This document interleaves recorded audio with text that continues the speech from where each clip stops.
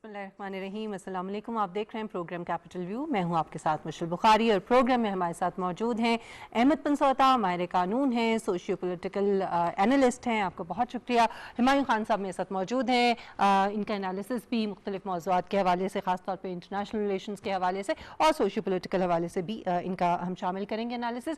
नाज़रीन, आज सबसे पहले जो हम बात करेंगे वो पाकिस्तान में हम देख रहे हैं कि गुज़श्ता चंद माह से, ख़ासतौर पर गुज़श्ता 2 माह से जो दहशतगर्दी की कार्रवाइयाँ हैं उनमें इजाफा हो गया है। आज बलूचिस्तान के ज़िला वारसत में एक बड़ा अफसोसनाक वाक़या पेश आया जहाँ पर सिक्योरिटी फोर्सेस पर हमला किया गया, जिसके नतीजे में कैप्टन काशिफ शहीद हुए हैं और 2 एहलकार इसमें ज़ख्मी हुए हैं।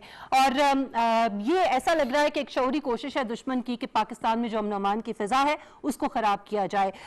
गुज़श्ता 20 दिनों के दौरान 5 ऐसे वाक़यात हुए हैं जिसमें जो सिक्योरिटी फोर्सेस हैं उन पर मुख्तलिफ इलाकों में शुमाली और जनूबी वज़ीरिस्तान के इस तरह के अटैक्स किए गए हैं। इसके अलावा इससे भी ज़्यादा जो अलार्मिंग बात है और जो ज़्यादा तशवीशनाक बात है वो ये है कि गवादर और उससे पहले आपको याद होगा जुलाई में 14 जुलाई को दासू के इलाके में चीनी बाशिंदों को निशाना बनाया गया था। सो आज हम बात ये करेंगे कि एक तो वजह क्या है इस तरह के वाक़यात में इजाफे की, और दूसरा ये कि चीनी बाशिंदों के ऊपर हमले का मकसद जो है वो बेसिकली सी पैक को निशाना बनाना है। सी पैक के जितने प्रोजेक्ट्स हैं उनको निशाना बनाना और पाकिस्तान और चाइना के जो दरीना ताल्लुकात हैं उनको खराब करने के मुतरादिफ है। इसमें कौन शामिल हैं ये हम बड़ी अच्छी तरह से जानते हैं, लेकिन बजाय इसके कि मैं अपनी ज़बान से बात करूं, मेरे ख्याल में हुमायूं साहब, हम पहले भी ये बात कर चुके हैं अपने प्रोग्राम में भी कि भारत से अपनी नाकामी जो है अफगानिस्तान के अंदर खास तौर पे वो हजम नहीं हो रही है और इसकी रिटेलिएशन जो है वो हमें नजर आना शुरू हो गई थी कुछ दिन पहले से।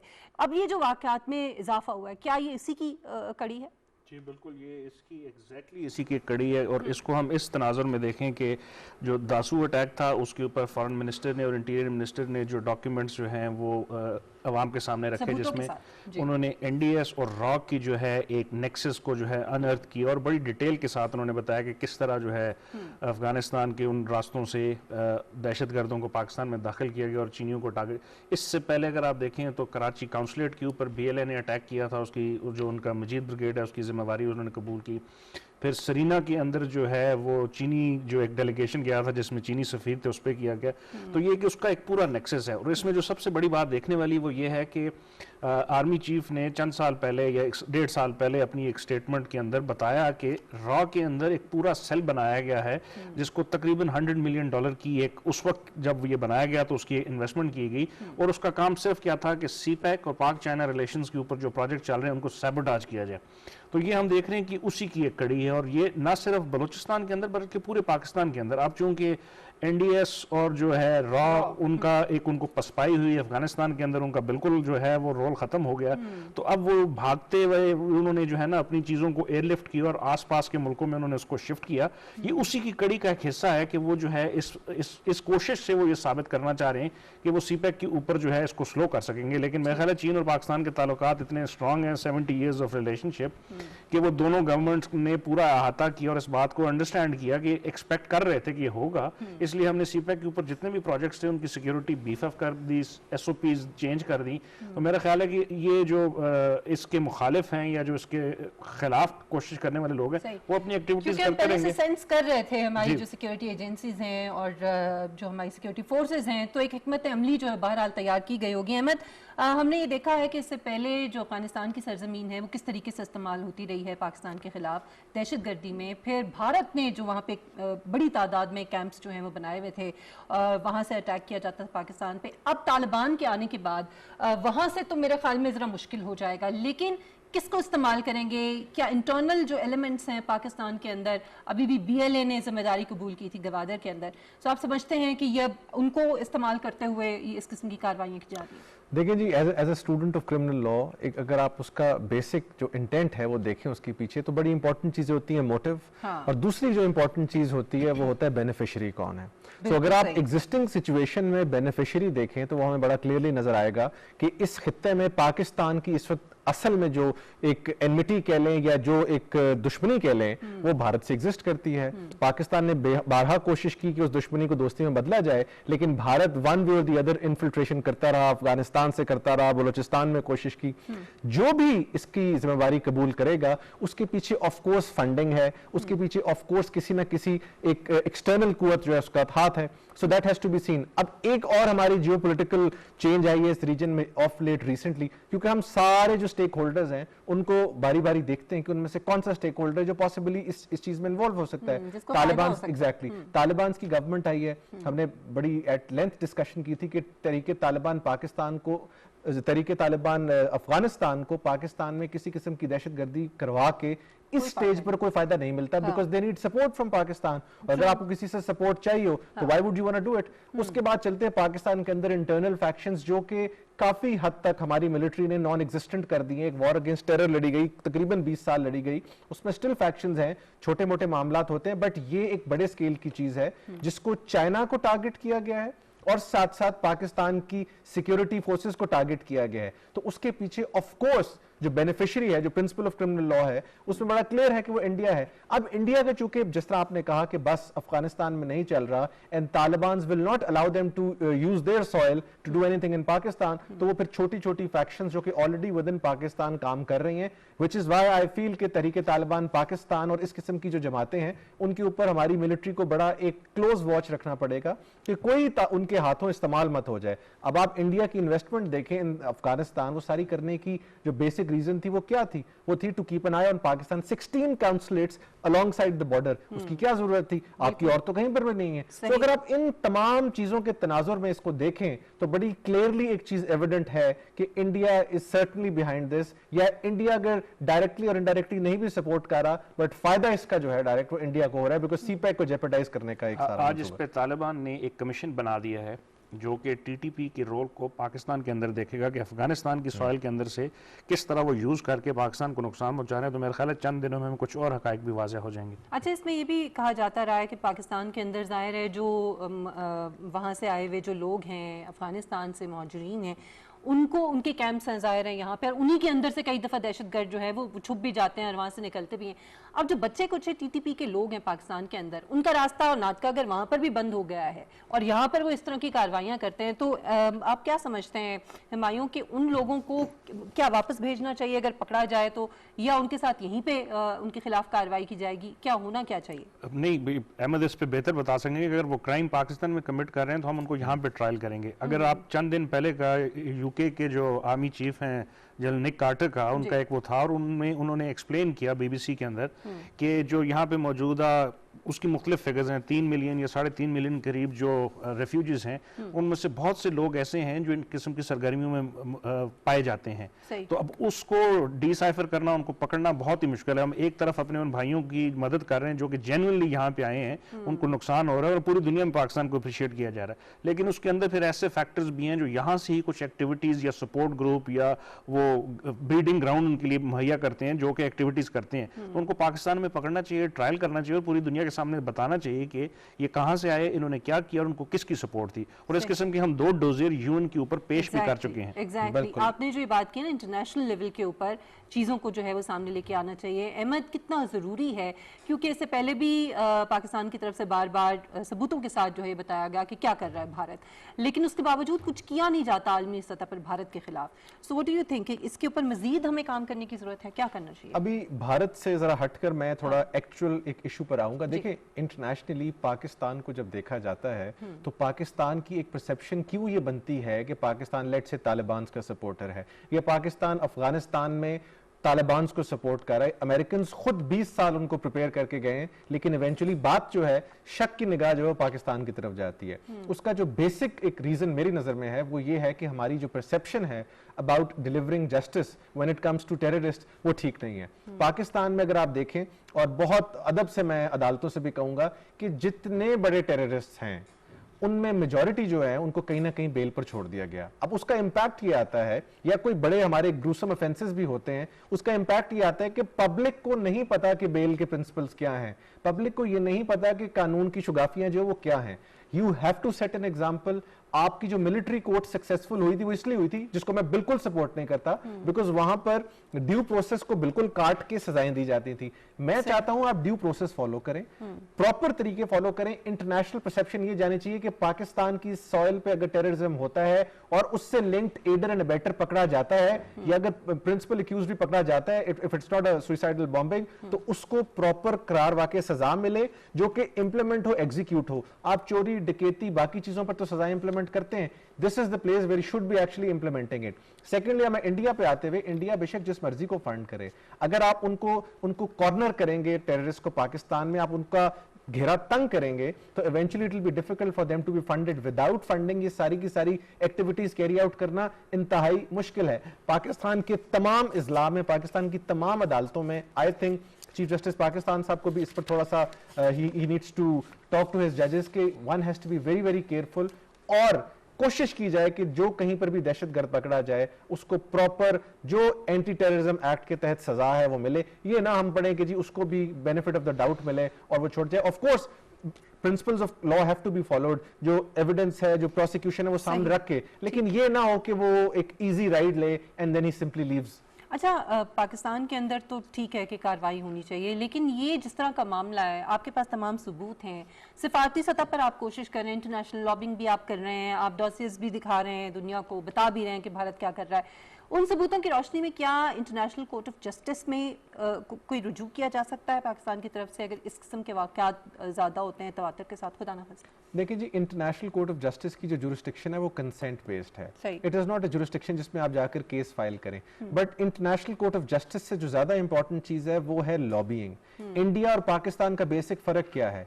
इंडिया की सारी जो अमाउंट स्पेंड होती है that is to lobby, and interestingly America, ये सारी जो एरियाज हैं यहाँ पर इफेक्टिवली इलेक्शंस लड़ने के लिए भी लॉबिंग की इजाजत है। तो हमारे यहाँ जो जिस चीज का फुकदान है, हम तो even international court of justice से बड़ी मुश्किल से अपनी जो एक जज की जगह थी उस पर जस्टिस तसद्दुक जिलानी साहब को भिजवा सके। जब आपने कुलभूषण यादव का केस आया, कितना इंपॉर्टेंट केस था, लेकिन इंटरनेशनल कोर्ट ऑफ जस्टिस ने जिस किस्म का वहां फैसला दिया, बिकॉज जो उनके वकील साहब इंडिया से पेश हुए थे, एक तो उन लॉयर ने उसको बड़ा सीरियसली लिया, फिर इंडिया की लॉबी थी। अब आप यूनाइटेड नेशन सिक्योरिटी काउंसिल में इंडिया की प्रेजेंस देख ले, पाकिस्तान को वहां बोलने का मौका ही नहीं मिलता।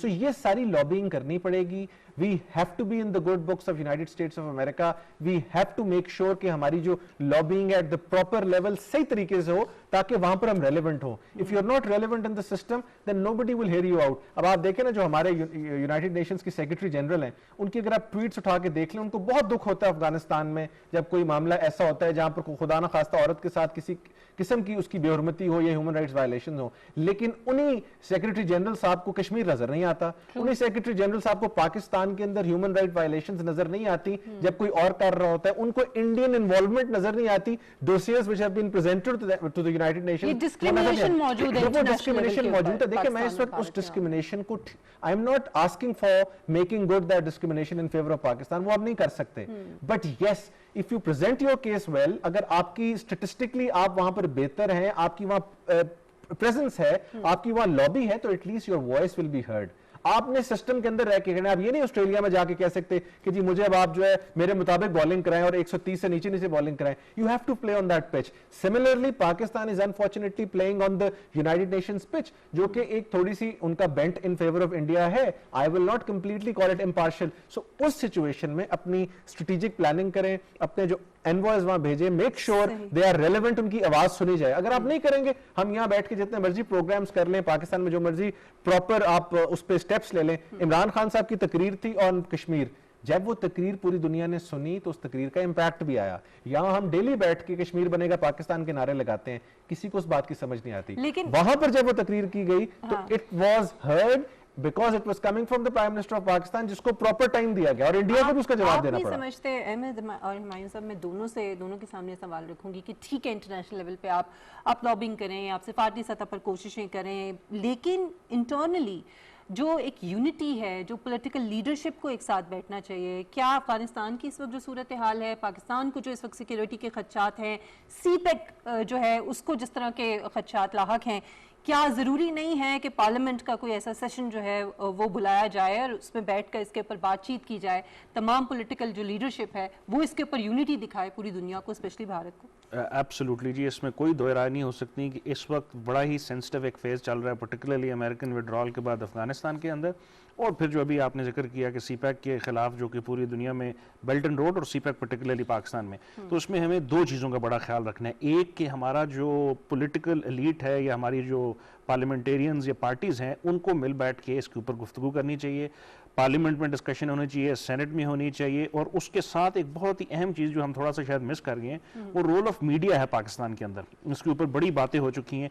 जो नेशनल इंटरेस्ट के ऊपर अगर आप पूरी दुनिया में इंडिया के एग्जाम्पल आप ले रहे हैं जिसकी हम बड़ी बातें कर रहे होते हैं हर जगह पे, इंडियन मीडिया जो है, जिस वक्त इंडियन प्राइम मिनिस्टर या इंडियन कांग्रेस जो अपने नेशनल इंटरेस्ट के ऊपर बात करती है, तो वो बिल्कुल यकजान मुतहद होकर जो है ना उस चीज़ को बढ़ाते हैं। हमारे यहाँ अनफॉर्चुनेटली ये हुआ कि हमने नेशनल इंटरेस्ट के इशूज़ के ऊपर भी पॉलिटिक्स की, और मीडिया जो है वो बिल्कुल डिवाइडेड हो जाता है, देखता नहीं है कि फ्यूचर क्या है, मुल्क को क्या नुकसान हो रहा है, और बहुत हद तक जो है ना डाइवर्स होकर उसके ऊपर गुफ्तगू करता है। तो मेरा ख्याल है role of media is very important apart with parliamentarians या जो पॉलिटिकल पार्टीज हैं। मैं यहाँ पर थोड़ा सा I'd like to add, देखिए फॉक्स न्यूज़ अमेरिका का सबसे इंपॉर्टेंट चैनल है, और आज से कुछ साल पुरानी बात है कि उनका जो व्हीट बैग है वो $30 से चला गया था गालिबन $60-70, बट एक दिन भी उसकी खबर नहीं चलाई गई थी बिकॉज उसका इम्पैक्ट आ रहा था ऑन द अमेरिकन इकोनॉमी।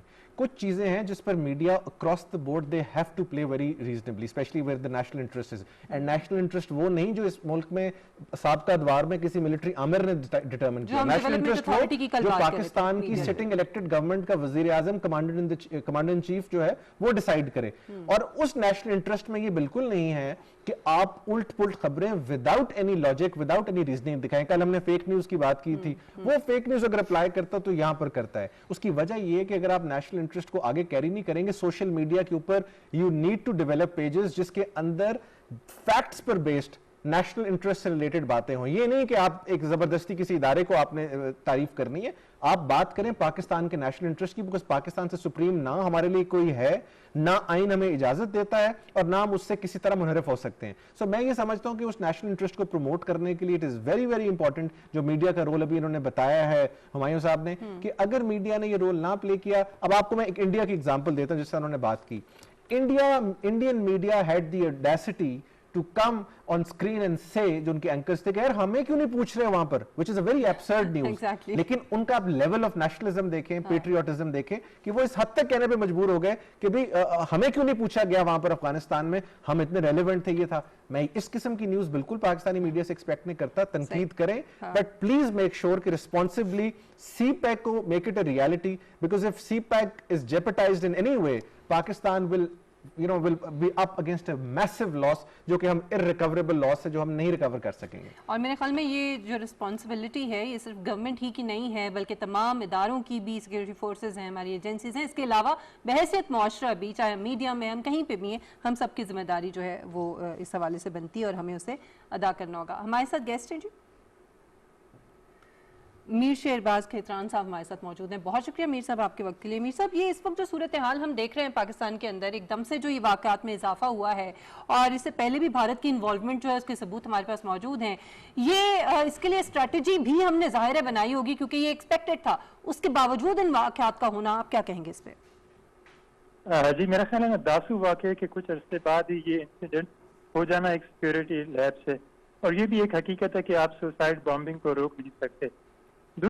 सबसे अहम पॉइंट यह है कि अफगानिस्तान में चेंज के बाद अब सीपैक के मुखालफिन के पास बलूचिस्तान जो आने वाले वक्त में एक बैटल ग्राउंड होगा। इंडिया कोशिश करेगा जो उनके साथ अफगानिस्तान में हुआ है उसका स्कोर वो बलूचिस्तान में सेटल करने की कोशिश करेगा थ्रू दहशतगर्दी, और वो इसका ओपनली कहते हैं कि वो हम करेंगे। अब सारा फोकस उनका बलूचिस्तान को डिस्टेबलाइज करने पे होगा।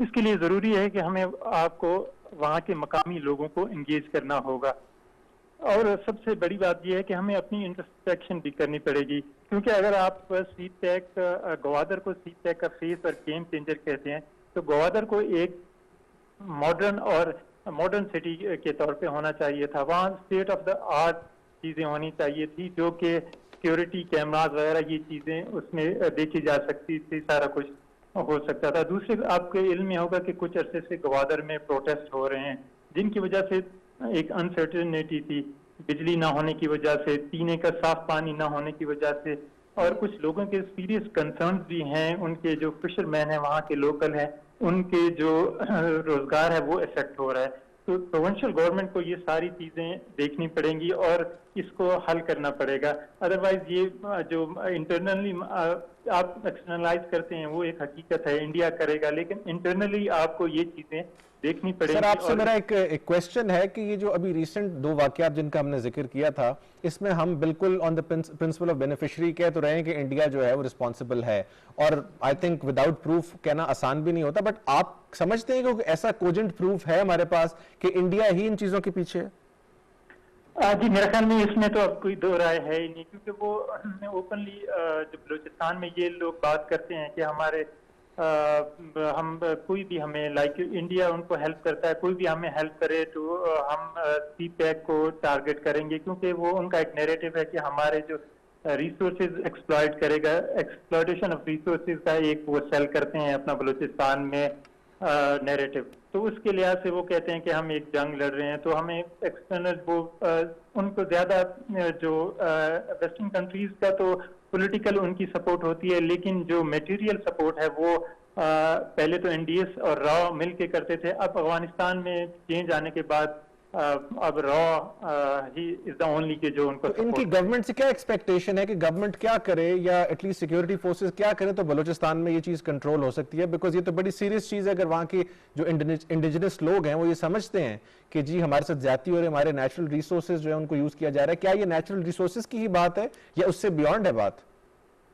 देखिए एक महरूमी तो है, ये तो एक हकीकत है, इससे आप कोई डिनाई नहीं कर सकता कि ये एक रियलिटी है। उनके जेन्युइन ग्रीवेंसेस हैं, वो आपको उनको देखना पड़ेगा कि जब तक देखें अब वहाँ का ये इसका ट्रिकल डाउन इफेक्ट नहीं होगा। CPEC के प्रोजेक्ट्स हैं, अब इसके बेनिफिशरीज सारे जो बड़े कंस्ट्रक्शन कंपनीज हैं या जो अब इंडस्ट्रीज लगेंगी उसके इंडस्ट्रियलिस्ट होंगे।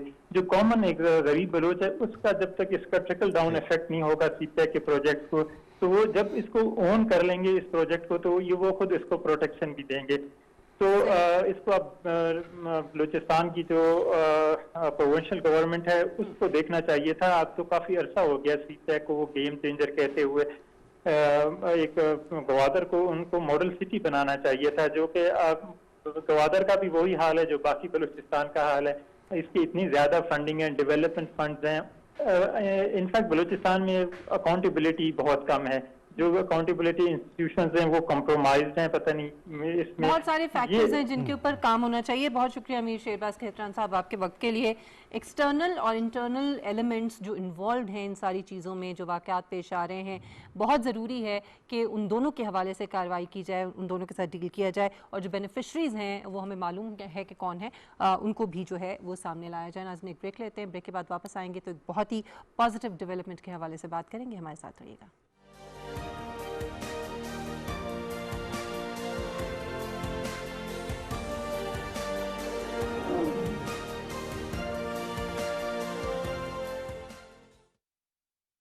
वैक्सीन लगवाएं, जिंदगी बचाएं। पाकिस्तान इस वक्त कोरोना की चौथी लहर की लपेट में है। हर नई लहर पिछली से ज्यादा शदीद साबित हो रही है। बार बार के लॉकडाउन, रोज रोज की माली मुश्किलात, ये सिलसिला कब और कैसे खत्म होगा? इन सब सवालों का जवाब है वैक्सीन। सिर्फ वैक्सीन के जरिए हम इस सिलसिले को खत्म कर सकते हैं, जिंदगी को मामूल पर वापस ला सकते हैं। आज ही रजिस्ट्रेशन कराएं। अगर आपके इलाके में मोबाइल वैक्सीनेशन वैन आए तो उनसे वैक्सीन लगवाएं या करीबी वैक्सीनेशन सेंटर तशरीफ लाएं। वैक्सीन लगवाएं, जिंदगी बचाएं।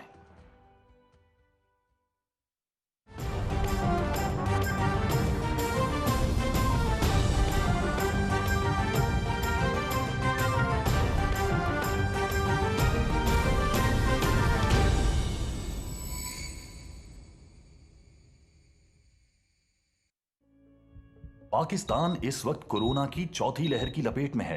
हर नई लहर पिछली से ज्यादा शदीद साबित हो रही है।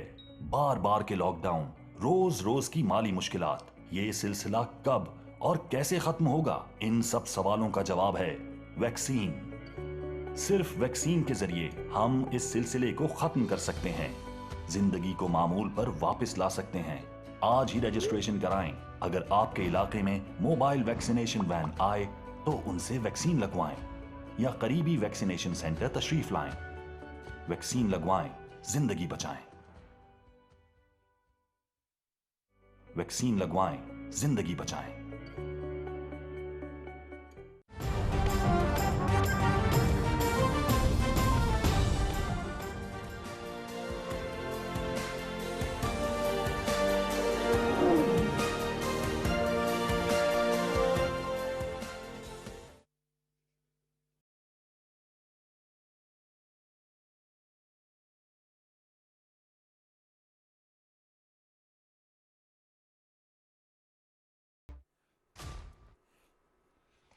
नाज़रीन, बड़ी ज़बरदस्त डेवलपमेंट है पाकिस्तान के अंदर, जहां हम कुछ अर्सा पहले तक रुझान देख रहे थे डी इंडस्ट्रियलाइजेशन का, और बड़ा एक अफसोसनाक सी ये सूरत हाल थी। लेकिन अब पाकिस्तान हुकूमत की जो पॉजिटिव पॉलिसीज़ हैं, प्रो इंडस्ट्री जो पॉलिसीज़ हैं, उनकी वजह से हम देख रहे हैं कि एक तो मैन्युफैक्चरिंग इंडस्ट्री जो है वो पाकिस्तान में अब एक तरफ जो है उसका फ़रोग हो रहा है, बल्कि साथ साथ हम एक्सपोर्ट्स में जो पहले आम प्रोडक्ट्स थी उनसे हट के जो वैल्यू एडेड प्रोडक्ट्स हैं उनकी एक्सपोर्ट्स जो हैं वो शुरू हो गई हैं। ख़ास तौर पे पाकिस्तान में तैयार करदा 4G स्मार्टफोन्स जो हैं उनकी पहली शिपमेंट UAE को भिजवा दी गई है, और ये बहुत ज़बरदस्त मूव है। ख़ास तौर पर पाकिस्तान की इकॉनमी के ऊपर इसका कितना पॉजिटिव इम्पैक्ट होगा, और दूसरा ये कि एक्सपोर्ट्स को की जो उनको डाइवर्सिफाई करने में ये कितना रोल जो है वो प्ले करेगा, ये कितनी मदद हमें हासिल होगी। नाज़रीन, माली साल 2020-21 में पाकिस्तान में 25.3 बिलियन डॉलर की एक्सपोर्ट्स हुई हैं, जो पाकिस्तान की तारीख में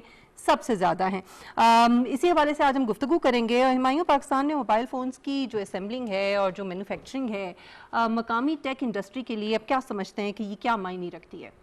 देखिए, अगर हम पूरे साउथ एशिया को देखें या एशिया को देखें तो हम दुनिया की जो है ना एक बहुत बड़ी लार्ज पॉपुलेशन चंक है, जिसमें मिडल ईस्ट कर लें, अफ्रीका के कुछ ममालिक को बीच में अगर आप नॉर्दर्न अफ्रीका को शामिल कर लें, सेंट्रल एशिया को देख लें, साउथ एशिया जिसमें इंडिया, पाकिस्तान, ईरान, बांग्लादेश, ये सारे ममालिक हैं, तो एक ह्यूज पॉपुलेशन है। और अब चूँकि ग्लोबलाइजेशन का दौर है और उसमें ई टेक जो है या टेक्नोलॉजी, इंफॉर्मेशन टेक्नोलॉजी है, ग्रो कर रही है, 5G आने वाला है, तो उस सेंस में पाकिस्तान का इस चीज़ के IT सेक्टर पे फोकस करना एक बड़ा ही खुशाइन बात था। और इस हुकूमत ने बड़ा ही एक अहम इकदाम उठाया कि उस सेक्टर को उन्होंने सब्सिडीज़ दी, और ये पहली दफ़ा हुआ कि हमने जो है ना मोबाइल फ़ोन्स को एक्सपोर्ट किया UAE में। इस दफ़ा अगर आप फिस्कल ईयर 2021 को देखें तो हमारी जो लार्ज स्केल मैन्युफैक्चरिंग थी वो तकरीबन 14.8% ग्रो की।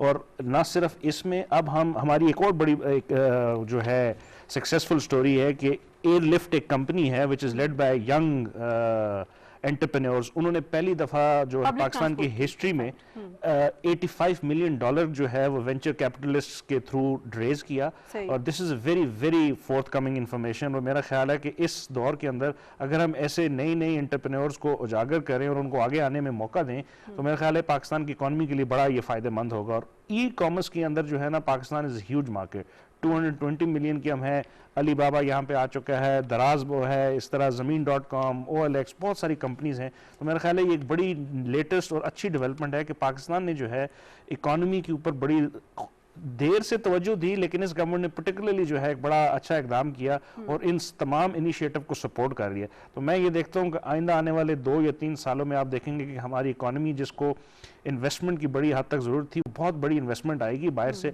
अमेज़न के अंदर पाकिस्तान को शामिल कर लिया गया। कंपटीशन बड़ा सख्त है अहमद, क्योंकि पहले से ही खत्ते के ऐसे चंद ममालिक हैं जो पहले ही IT का जो ये शोबा है इसके अंदर जो मौके हैं उससे फ़ायदा उठा रहे हैं। पाकिस्तान ज़रा थोड़ा सा लेट इस गेम में शामिल हुआ है। सो कितना सख्त मुकाबला है पाकिस्तान के लिए? देखिए जी, पाकिस्तान का कंपटीशन तो ऑफ कोर्स बहुत सख्त है, बिकॉज चाइना से है। China is one of the largest exporters mobile की इंडस्ट्री में, दूसरा heavy technology based industry, but the fact कि Pakistan has started it it's very important. दूसरा ये कि हम हमेशा ऑडियंस को जब जनरली बात करते हैं तो they are generally not satisfied with whatever we are saying, so I think the best is to talk with numbers. तो कुछ नंबर्स हैं मेरे पास जो प्रोडक्ट्स एक्सपोर्ट्स से रिलेटेड हैं, मैं चाहता हूं हम थोड़ा सा ऑडियंस के सामने रखें जी। एक तो मेंस गारमेंट्स जो हैं उसमें पाकिस्तान का 23% इंक्रीज आया जुलाई 2020 से जुलाई 21 में, अब $406 मिलियन जो है। इसी तरह होम टेक्सटाइल 380 349 से इंक्रीज हुआ है। फिर जर्सीज एंड पुलोवर्स है 81-56 से हुआ है, फ्रूट्स एंड वेजिटेबल्स है 61 है, 51 से इंक्रीज हुआ है, टी शर्ट्स है 49। सिमिलरली जो एक्सपोर्ट मार्केट्स हैं उसमें यूनाइटेड स्टेट्स के साथ जुलाई 2021 में 489 यूएसडी मिलियन डॉलर्स है, वेयर जुलाई 20 में 406 था। यूनाइटेड किंगडम साथ 198 है 173 से, चाइना से 194 है 130 से। अब ये सारे के सारे, I can go on, list goes long, इन सारी के सारी जो मार्केट्स हैं उसमें अगर आप देखें बेहतरी नजर आ रही है। दीज आर द नंबर्स जो कि मैं आपको ऑफिशियल नंबर्स हैं which are actually which act as indicators कि पाकिस्तान की जो इकोनॉमिक सिचुएशन है वो असल में क्या है।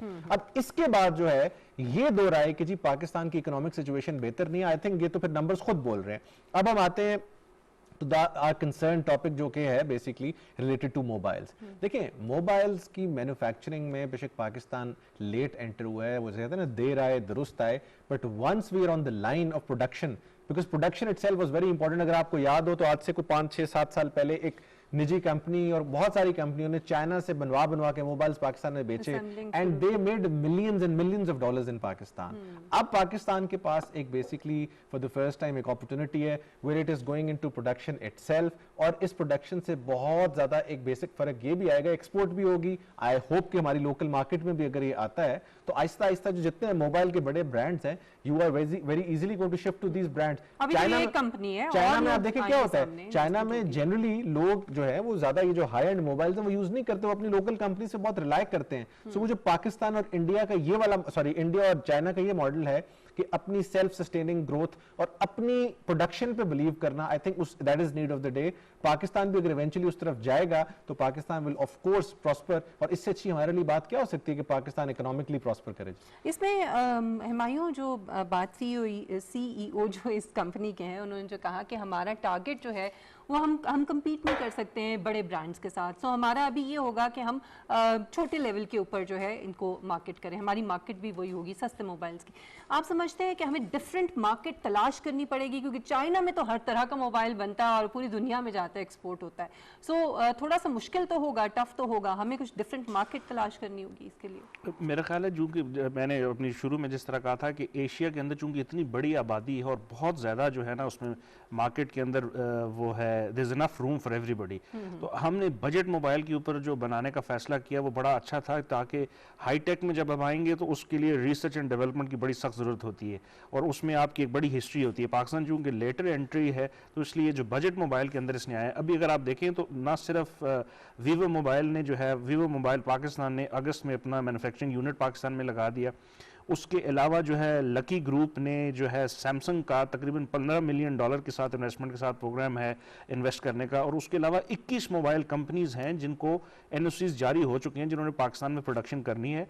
उसमें हमने अपनी एक्सपोर्ट पॉलिसी बेहतर करनी है जिसमें हमने टैक्सेशन के ऊपर वो करना है, उसके अंदर रॉ मटेरियल जो इंपोर्ट करते हैं उस पर हमने अपनी इन कंपनीज को ड्यूटी फ्री इंपोर्ट देनी है और ऐसी पॉलिसीज बनानी है कि कंपनीज जो है ज़्यादा से ज़्यादा प्रोडक्शन करें और मास लेवल पर प्रोडक्शन करें। और हमें चाइना से सीखना चाहिए कि वो जो है ना अपना जो इकोनॉमी ऑफ स्केल का मॉडल था जिसमें एक ही चीज़ इतने बड़े लेवल पे करते थे कि उसकी कॉस्ट ऑफ प्रोडक्शन कम हो जाती थी, तो अगर हम वो ये कर लेते हैं तो middle east, Africa, central Asia इतनी बड़ी मार्केट है जिसमें हम बहुत ज़्यादा रेवेन्यू जनरेट कर सकते हैं पाकिस्तान के लिए। और मैं ये देख रहा हूँ कि आइंदा आने वाले चंद सालों में this going to be huge dividend, particularly not only in mobile phone, अब हमने अपने मोटरसाइकिल एक्सपोर्ट करना शुरू कर दिए हैं। उसके अलावा हमने ई बाइक या जो मोटरसाइकिल है उसके ऊपर काम शुरू कर दिए। तो मेरा ख्याल है कि एक बहुत बड़ी मार्केट है जो कि ऑटोमोबाइल टेक्नोलॉजी के इन सबको मिला के अगर हम हाइब्रिड मॉडल देखें तो आइंदा आने वाले 3 या 4 सालों में मैं देख रहा हूँ कि हमारा वो जो एक्सपोर्ट का टारगेट था जो हमेशा डेफिसिट में होता था वो हम उसको कवर कर लेंगे। तो इट्स वेरी कैसे देंगे अहमद, आप कौन सी ऐसी पॉलिसीज हैं जिनके ऊपर अमल करके हम यहाँ तक पहुँचे और मजीद क्या इंसेंटिव्स दिए जा सकते हैं ताकि और लोग और कंपनीज जो हैं वो इस तरफ आएँ? देखिए जी, क्रेडिट तो ऑफ कोर्स जो आपकी सिटिंग गवर्नमेंट है उसको जाता है, बट हमारी सिटिंग गवर्नमेंट में बहुत सारे लोग हैं जो कि ऑफ कोर्स इकोनॉमिक पॉलिसीज़ पे काम कर रहे हैं। हमारे जो फाइनेंस मिनिस्टर के अलावा मैं हमाद अजहर का बहुत आई थिंक मेजर जिक्र करना चाहूँगा because he is also led from the front. Prime minister साहब ने अपनी टीम के ऊपर ट्रस्ट भी किया, उन लोगों ने काफ़ी डिलीवर भी किया on the economic side. Problem ये है कि इकोनॉमिकल साइड पर अगर आप देखें तो हमारी जो इकोनॉमी है उसको प्रॉपरली हम प्रोजेक्ट नहीं कर सके टीवी पर। अगर आप प्राइवेट चैनल्स पर भी देखें, इवन स्टेट टेलीविजन को भी मैं समझता हूं वहां पर वो उस तरह से एक्सप्लेन नहीं कर सके। आई ऑलवेज बिलीव कि आप इकोनॉमी पे जब भी गुफ्तगू करें तो आप एक टेबुलर चार्ट के थ्रू गुफ्तगू करें। अगर आप लोगों को ये बताएंगे कि जी हम इस वक्त बहुत अच्छे जा रहे हैं, पाकिस्तान इस वक्त मोबाइल्स बना रहा है, ये बना रहा है, nobody will believe you. You take a chart, बताएं कि जी पहले ये सिचुएशन थी, अब ये सिचुएशन है, विदाउट सेइंग कि कौन सी गवर्नमेंट की आप बात करें, तो लोगों के पास फैक्ट्स एंड फिगर्स होंगे। अभी पीटीआई गवर्नमेंट ने अपनी पंजाब की जो पिछले 3 सालों के तरक्याती काम है उनका सारा एक टेबुलर फॉर्म में एक डॉक्यूमेंट रिलीज किया है। इसी तरह की जरूरत है कि यही documents, and I have been conveying this to various and different ministers, कि आप अपना जो डेटा है कंपैरिजंस के साथ उसको पब्लिक करें ताकि लोगों को समझ आए। ये है फर्स्ट स्टेप। सेकंड स्टेप ये है कि जो हमारा related to the mobile industry है, आई थिंक उसमें जो भी हुमायूं साहब ने सजेशंस दी उनमें मैं एक सजेशन ये ऐड करना चाहता हूं कि ओआईसी में एटलीस्ट पाकिस्तान को इस सब्जेक्ट को डिस्कस करके to start off with Islamic country से स्टार्ट करना चाहिए। जिस तरह एक जुल्फिकार अली भुट्टो साहब ने अपने टाइम पर एक बात की थी, वो जो इस्लामिक बॉम्ब की बात की थी, वो इस्लामिक बॉम्ब इकोनॉमिक बॉम्ब ही था। अगर आप इस्लामिक उस एक बॉम्ब को, उस बात को आगे लेकर चलें और इसी इकोनॉमिक मॉडल पर कि at least you start off with the Islamic countries, फिर आपके जो नेबर्स हैं ये सारे जो हैं वो ऑटोमेटिकली उसको ऑप्ट करेंगे, तो आपका एक स्ट्रिक्ट कंपटीशन का जो मामला है बड़ा क्लियरली हो सकता है। एंड ऑफ कोर्स जो दूसरी बात है वो मैं 100% उस पर I am in agreement with my learned guest, and that is कि इकोनॉमी जो है वो स्केल की होनी चाहिए, जो आपकी प्रोडक्शन है वो स्केल पर होनी चाहिए। थोड़ी प्रोडक्शन में आप कभी भी वो चीज अचीव नहीं कर सकते जो चाइना, इंडिया या बाकी ममालिक अचीव कर रहे हैं। और पाकिस्तान इटसेल्फ इतनी बड़ी मार्केट है कि इसके अंदर आपकी एक सर्टेन जो लोअर स्ट्रेटा है, लोअर मिडिल क्लास है, they just want a smartphone, they don't want big phones या बिग फोन कंपनी से उनका ताल्लुक नहीं, they just want a smartphone. उस स्मार्टफोन की रिसाई अगर उन तक कर दी जाए और उनको सस्ता फोन, स्मार्टफोन, स्क्रीन चले, जिसके ऊपर व्हाट्सएप चले, जिसके ऊपर ये सारी चीजें चले, अगर आप उनको भी टारगेट करें तो आई थिंक अहमद की इस बात के ऊपर आपको ऐड करूंगा कि ये शायद गवर्नमेंट नहीं बता सकी उसका जो रोल होना चाहिए था ये टेबुलर फॉर्म में, लेकिन उसके साथ ही गवर्नमेंट का एक बड़ा अच्छा रोल जो अभी रिसेंटली इस पूरे सिनारियो के अंदर नज़र आता है वो है जो रिस्पॉन्सिबिलिटी टू प्रोटेक्ट जर्नलिज्म है। उनकी ऑर्गेनाइजेशन ने कल जो है मिनिस्टर ऑफ इंफॉर्मेशन को फ़ोन किया और उनको जो है मुबारकबाद दी कि आपने जो है काबुल से जो इंटरनेशनल जर्नलिस्ट हैं, काबुल बेस्ड जर्नलिस्ट और लोकल जर्नलिस्ट हैं, उनको निकालने के लिए पाकिस्तान की एम्बेसी ने एक पूरा सेल बना दिया।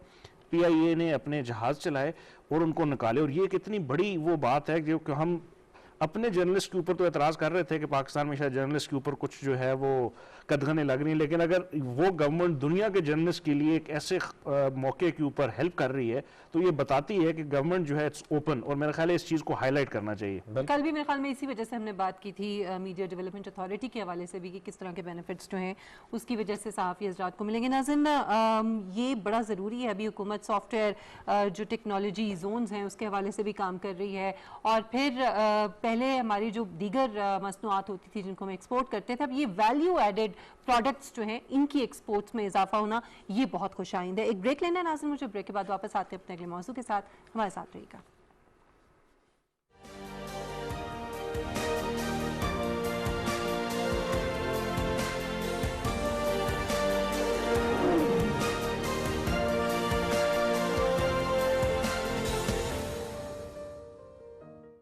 Welcome back.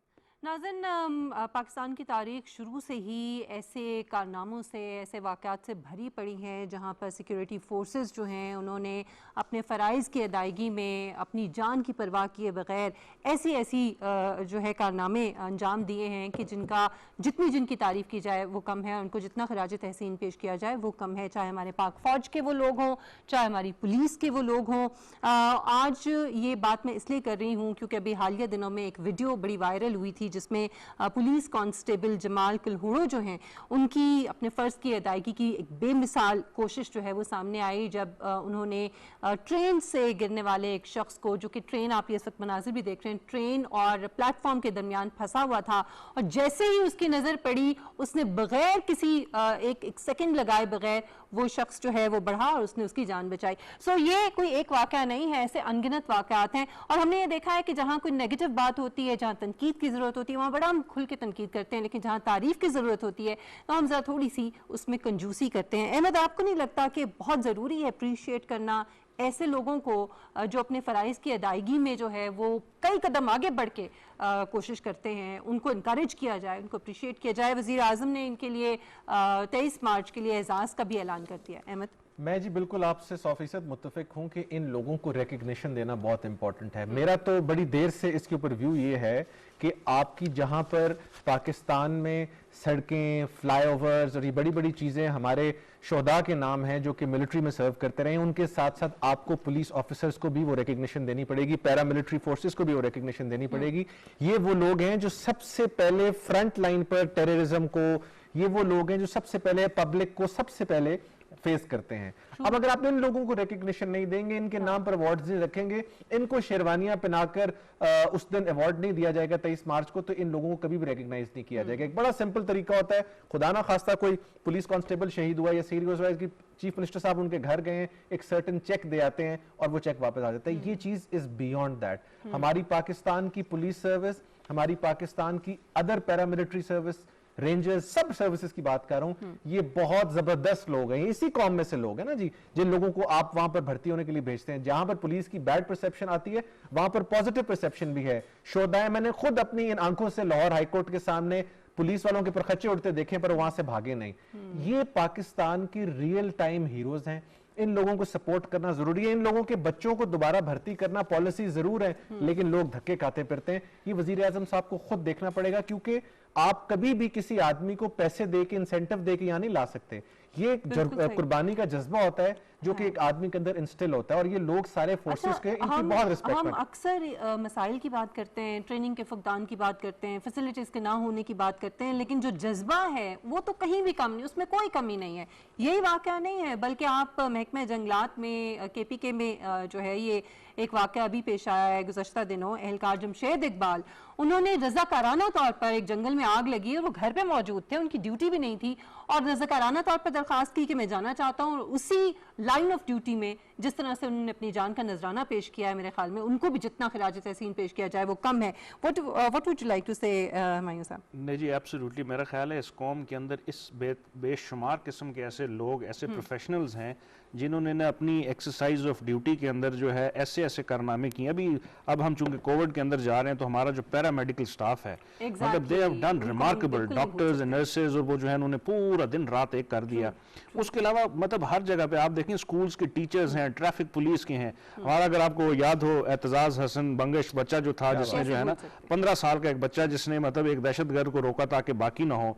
APS स्कूल के अंदर जो टीचर्स और प्रिंसिपल्स थी जिन्होंने बच्चों के सामने ढाल बन के अपनी जानें दे दी और उनको जो है किया, तो मेरा ख्याल है इस कौम के अंदर बड़ा जो है ना वो पोटेंशियल है। और जिस तरह अहमद ने कहा, इनको रिकग्नाइज करने की जरूरत है। इनके नामों पे हमें जो है स्कूल बनाने चाहिए, अस्पताल, सड़कें जो है ना उनको हमें जो है ना ग्रैंड करके बताना चाहिए कि ये वो हीरोज हैं। इसके अलावा बाकी वाकई उसमें कोई शक नहीं कि पुलिस और फौज जो है वो एक बहुत बड़ा किरदार अदा करें फ्रंट लाइन पे, लेकिन ये लोग भी हैं जो डेली लाइफ में फ्रंट लाइन का किरदार अदा करते हैं। तो मेरा ख्याल है कि खराज तहसीन है ऐसे लोगों पे, और हम उनको सल्यूट करते हैं और गवर्नमेंट से रिक्वेस्ट करते हैं कि इनको जो है ना वो 23 मार्च को या 14 अगस्त को जो अपने तमगात या वो जो दिए जाते हैं एजाज़ात, इनको दिए जाएं और ये तो बढ़ चढ़ के दिए जाएं। चंद वाक़यात हैं जिनका हमने जिक्र किया, अनगिनत ऐसी स्टोरीज हैं, ऐसे वाक़यात हैं। आने वाले दिनों में हम कोशिश करेंगे कि हम वो भी शामिल करें अपने प्रोग्राम में। बहुत शुक्रिया हुमायूं खान आपका, अहमद पंसौता आपका भी बहुत शुक्रिया।